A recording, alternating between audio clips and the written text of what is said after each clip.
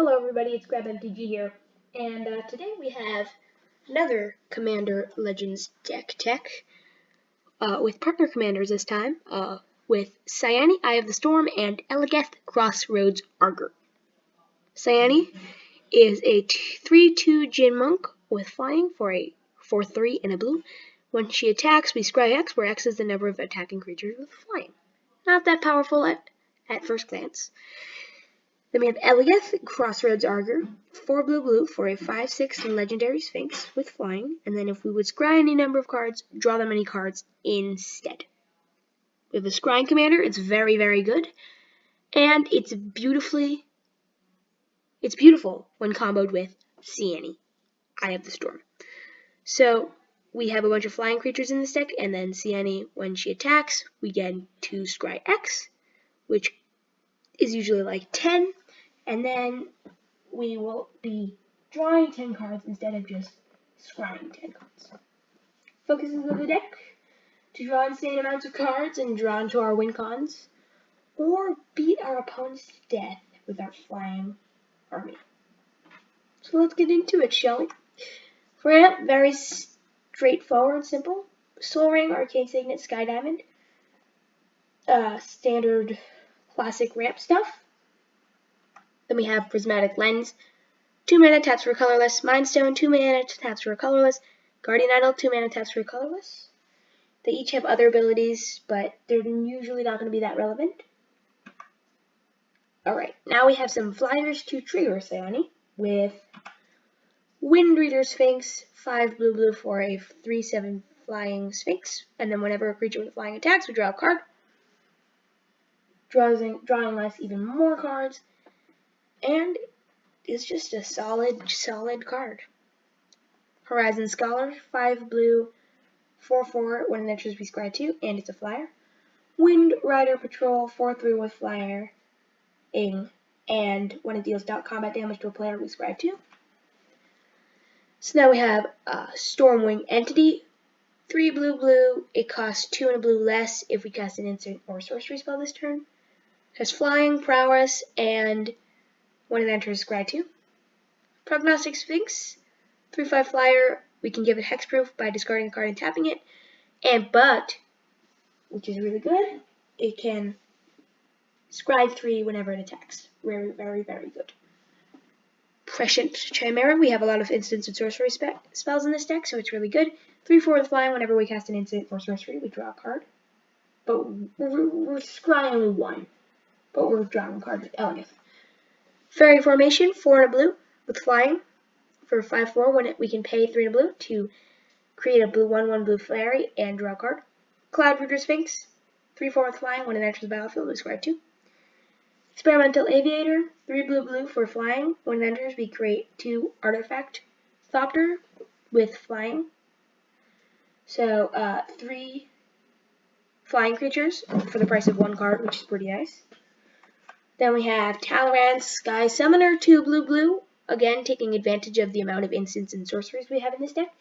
So whenever we cast an instant or sorcery spell, we get a 2/2 blue drip with flying, the important part. Sphinx of Foresight, 2 blue. If it's in our opening hand, we can reveal it, and then we can scry 3 at the beginning of our first upkeep. It has flying, and at the beginning of our upkeep, we can scry 1.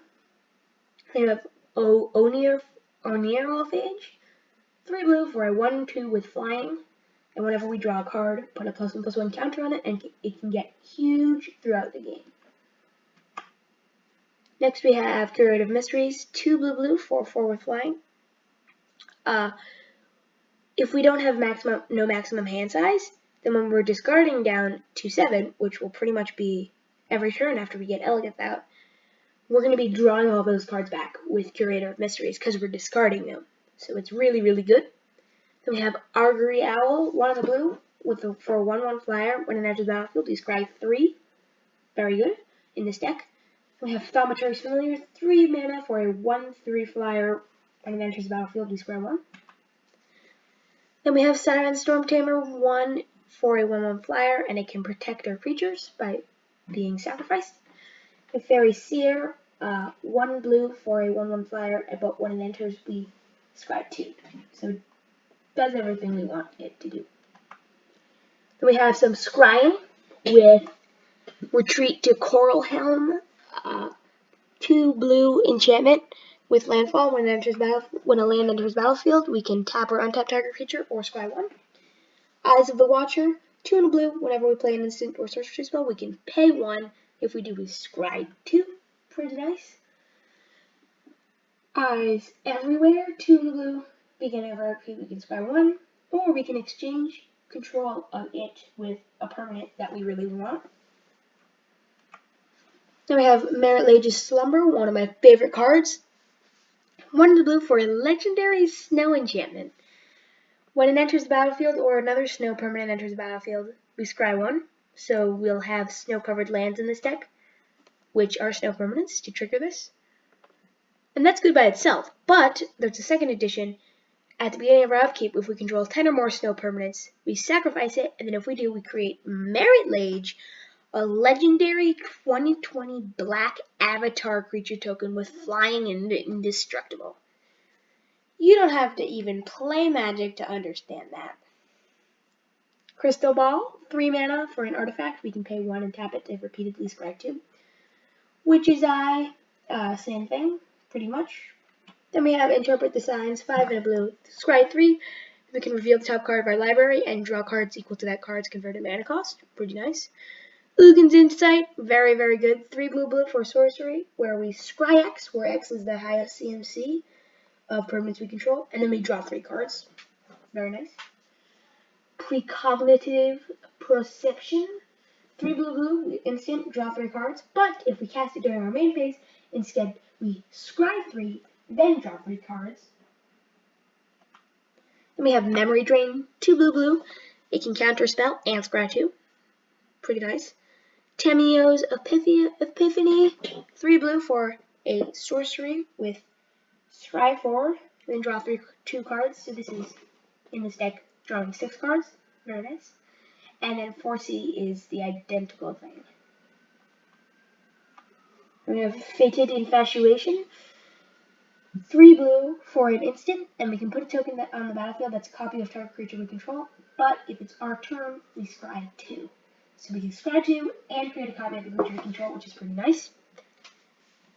We have Jace Mirror Mage, which is 1 blue with kicker, and then if we kick it, we create a copy of it. Its starting royalty is 1, and it's not legendary, so we can have 2 of Jace's. And both of their abilities, their +1 abilities, would be to scry 2. So in total, we'll be scrying 4. Scrying 4 is also drawing 4 cards, which is very amazing. Dissolve, another counterspell, and it replaces itself. And now, the Ancestral Recalls. This just puts in perspective how powerful this deck could be. This is 3 Ancestral Recalls in this deck. 3. That's just ridiculous. Preordain, we scry 2, which is drawing 2 cards, and then we draw a 3rd card. So it's 1 blue for drawing 3 cards. They are sorceries, but there's 3 of them, so that's pretty good. Serum Visions, 1 blue, we can draw a card and scry 2, which is the same thing, draw a card, and then draw 2 additional cards. Then we have Mystic Speculation, 1 blue for sorcery with buyback 2, and then we can scry 3, which is basically drawing 3 cards. But we can also pay 2 extra to return it to our hand as it resolves, and we can keep on playing it over and over again, which is pretty nice. Then we have Cryptic Annelid, 3 blue for a 1/4 Worm Beast. When it enters the battlefield, we scry 1, scry 2, and then scry 3. So that's 6 cards in total. Very nice. Geist of the Archives, 2 and blue with Defender at the beginning of our upkeep with scry 1. And the amazing, incredible Sigiled Starfish, 1 blue for a 0/3 Starfish. Tap it to scry 1. I'm so glad this card finally has a home. Finally does. Then our win cons. We have Psychic Corrosion. Whenever we draw a card, each opponent mills 2. Archmage Ascension. At the beginning of our end step, if we draw 2 cards this turn, we can put a quest counter on it, and if it has 6 or more quest counters on it, if we would draw a card, instead we tutor for something. Whew, very nice. Then we have Ominous Seas, 1 in the blue for an enchantment with cycling. And when we draw a card, we put a foreshadow counter on it, and we can pay 8 foreshadow counters to create an 8/8 Kraken. Jace's Erasure, 1 in the blue for an enchantment. Whenever we draw a card, target player mills a card. This can be, we want to mill ourselves or another opponent's. And the reason why we might want to mill ourselves is because of a card like Jace, Wielder of Mysteries, 1 blue, starting for loyalty. If we would draw a card while our library has no cards in it, we win the game. So that's why we would want to mill ourselves. And then also Jace, his abilities are his +1 is to draw a card and target player mills 2. And his -8 is to draw 7 cards. And then if our library has no cards in it, we win the game. Psychosis Crawler, 5 mana for a XX horror. Its power and toughness are equal to the number of cards we have in our hand. And then whenever we draw a card, each opponent loses 1 life. Pretty good. Then we have the infamous Laboratory Maniac and Thassa's Oracle. Labman, as people like to call it, is a 2 in blue human wizard with, if we would draw a card while our library has no cards in it, we win the game instead of losing. Thassa's Oracle, 2 blue, 1/3. When it enters the battlefield, we look at the top of X cards of our library, where X is our devotion to boot, and put up to 1 of them on the top of our library and the rest on the bottom in a random order. And then if X is greater than the number of cards we have in our library, we win the game. Pretty nice. Then we have other stuff that doesn't deserve an entire section, with Gravitational Shift, pumps up our flying creatures and decreases the power of creatures without flying. Alhamrid's Archive, 5 blue, 5 colorless mana, generic mana. If we would draw a card, except for the first one in each of our draw steps, we draw 2 cards instead. And that's the same thing with Teferi's Insight, except Alhamrid's Archive also says if we would gain life, we gain twice that much life. Not very relevant at all. Robe of Mirrors, 1 blue enchanted creature as Shroud, protecting Eligeth. Aqueous Form, 1 blue, whenever enchanted creatures attacks, scry 1, and also that creature can't be blocked. Swiftfoot Boots, 2 mana, also protects Eligeth. Spellbook, it's free, and it gives us no maximum hand size, which is really nice. Chasm Skulker, 2 blue, for a 1/1 squid horror. Whenever we draw a card, put a +1/+1 counter on it. And when it dies, we create X 1/1 blue squid tokens with Island Walk, where X is the number of counters on it. Very nice, very nice. You have Narset, part of our Veils, 1 blue, just completely shuts down all additional card draw on our opponent's deck. And we can have some card selection with it, card advantage with it.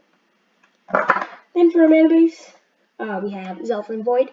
When it enters, we scry 1, but it taps for a colorless, and it's very nice.